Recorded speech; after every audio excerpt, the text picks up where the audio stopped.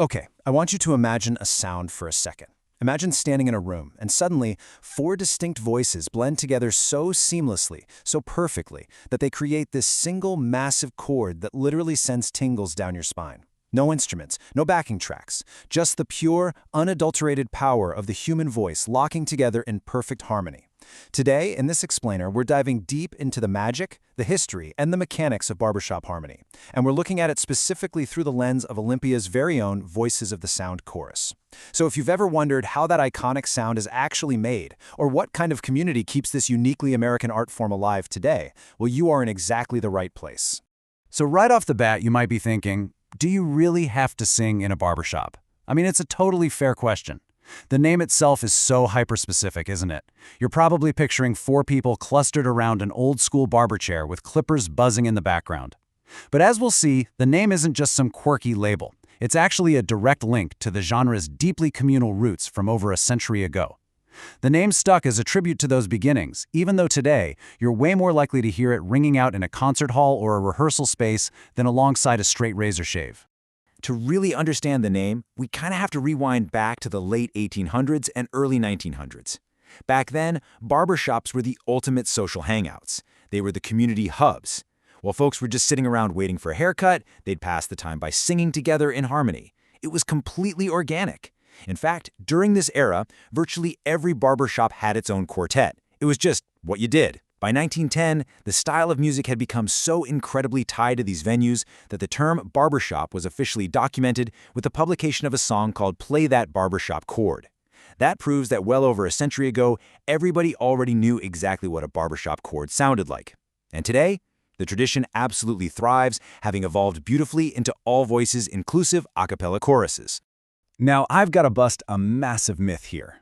When I say barbershop quartet, a very specific image probably pops into your head, right? The brightly colored striped vests, the little straw boater hats, maybe a fake mustache or two. But honestly, that imagery is largely just a Hollywood invention. The reality is far more fascinating. Early barbershop was actually a true melting pot of musical influences.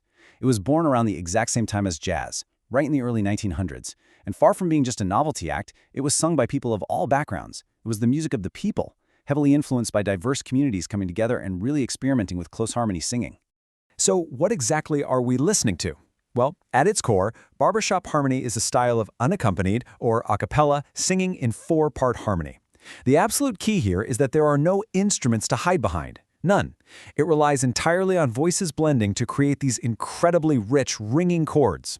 And the real thrill of this genre, the thing that hooks people, is the physical sensation of locking chords with your friends.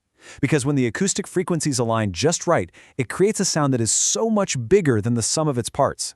And that brings us to the secret sauce, the barbershop seventh. Arrangers of this music absolutely love using this specific type of seventh chord. Why? Because it gives the music its iconic, crunchy harmony and its signature zing. Now I know crunchy sounds like a weird word to describe music, but the second you hear it, you instantly get it. It's that intensely close, buzzing harmony. And here is where the science literally meets the magic. When a group locks and tunes a barbershop seventh perfectly, the acoustic frequencies interact to produce overtones. These are extra ringing tones that just hang in the air above the group. It actually sounds like there's a magical fifth person singing along with the four parts. It's an amazing physical feeling for the singers and an absolutely incredible experience for the audience.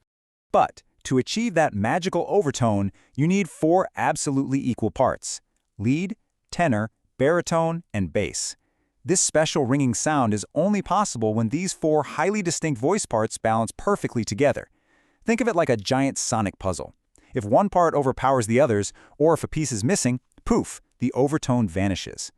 It is the ultimate exercise in musical teamwork and deeply, deeply listening to the people standing right next to you.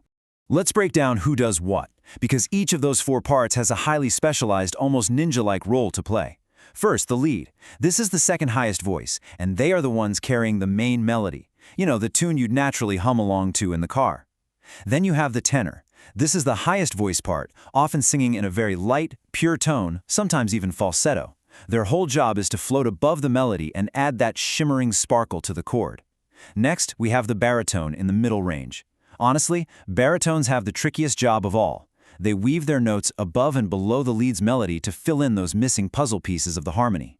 And finally, the bass. the lowest voice. They provide the vocal bottom end, acting almost like a human bass fiddle. They are the deep foundation that the entire chord is built upon. When these four specific roles execute their jobs together, it's pure magic. So who is keeping this incredible tradition alive today? Well, if you're anywhere near Olympia, Washington, it's this group, Voices of the Sound. They are Olympia's premier all-voices barbershop chorus. Now, I really want to emphasize that phrase, all voices. Remember when we said barbershop is often stereotyped as four guys in a quartet? Voices of the Sound completely shatters that. Their chorus is for everyone. Men, women, young, old, low voices, high voices, you name it. They mix the magic of close harmony with a fresh, highly inclusive, and just genuinely joyful community spirit. And while they definitely strive for musical excellence, their true foundation is built on something much deeper. They've cultivated a space that prioritizes artistic joy and respectful communication way above ego. By focusing on vocal health and lifelong learning, they empower singers of all backgrounds to truly thrive. Which really goes to show that singing is just as much about genuine human connection as it is about hitting the right notes. They believe in service through song and maintaining integrity on and off stage. It's really all about fostering a collaborative spirit where absolutely everyone belongs. Now, if you're sitting there thinking, hey, I kind of want to try this out, it could not be easier.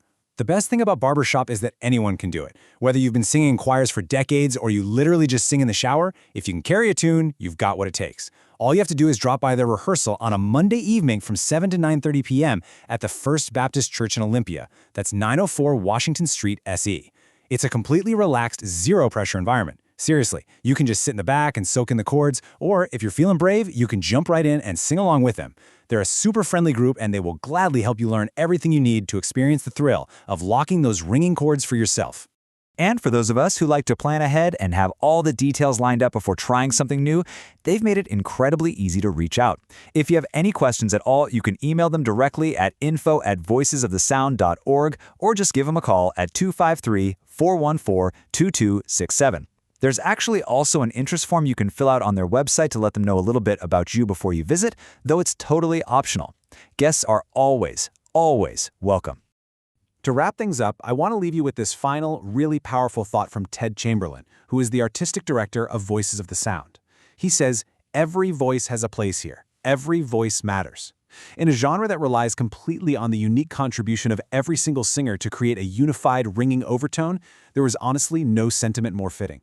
And it kind of begs the question, doesn't it? In a world that can often feel so disconnected and, let's face it, noisy, isn't it time you found a place where your unique voice truly matters and where you can help create some perfect harmony? Thank you so much for exploring the magic of barbershop with me today.